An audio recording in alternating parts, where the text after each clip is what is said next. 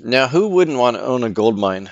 Well, at least that's the romantic notion. Isn't a gold mine just a big hole in the ground out of which you pull money? Lots of money? Well, maybe it's something more. As usual, the devil's in the detail. Let's take a closer look. Where does the devil hide? Maybe the first devil hides in where do you even find gold? Looking at this image, where would you even look?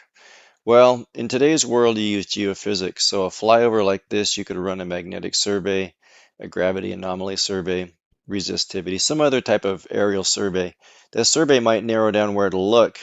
Well, now you got to start spending money drilling holes, and we can keep going from there. So why don't we keep going?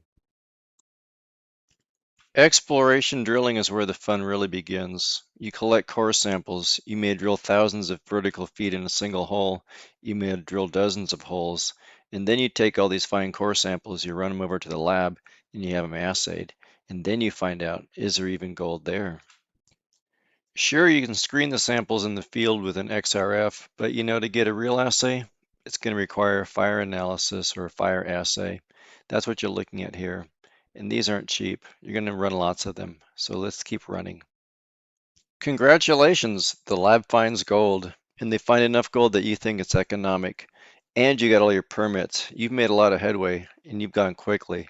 So now let's get mining. This is where it gets really fun.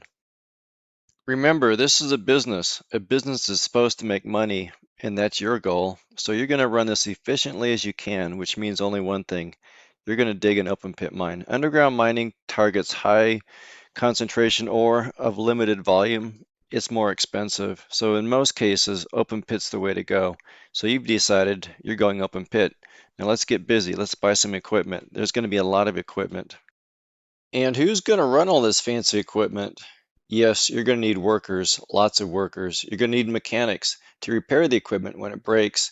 Oh, and these little monsters, they drink diesel, lots of diesel. In fact, diesel costs are one of the largest variable expenses in mining because the price of fuel rises and falls, as we just saw recently with the Iran war.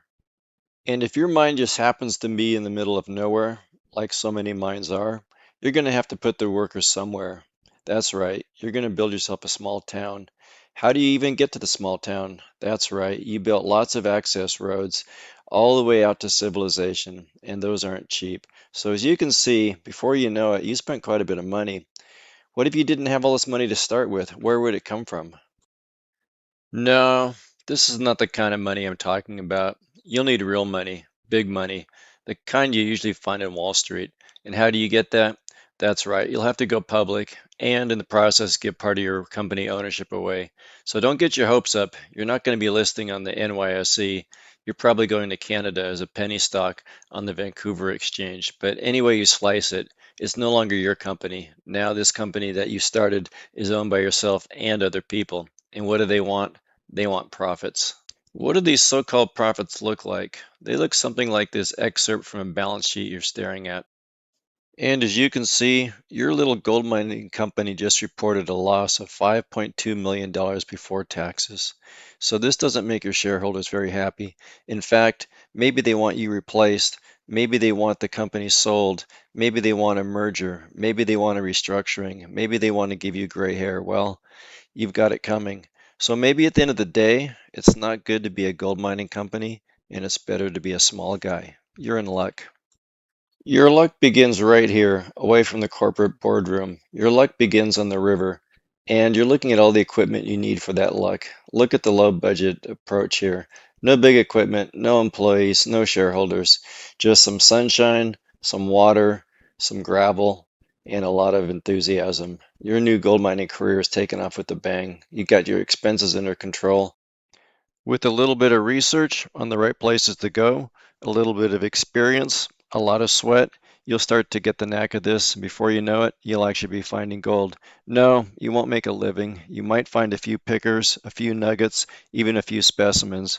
You probably will still lose money at the end of the day, but who cares? That's never the goal. The goal is just to go out here and try to beat nature at her game. It's no different than fishing. You're not trying to feed the family, you're just trying to have fun. If you are trying to feed the family, go pro.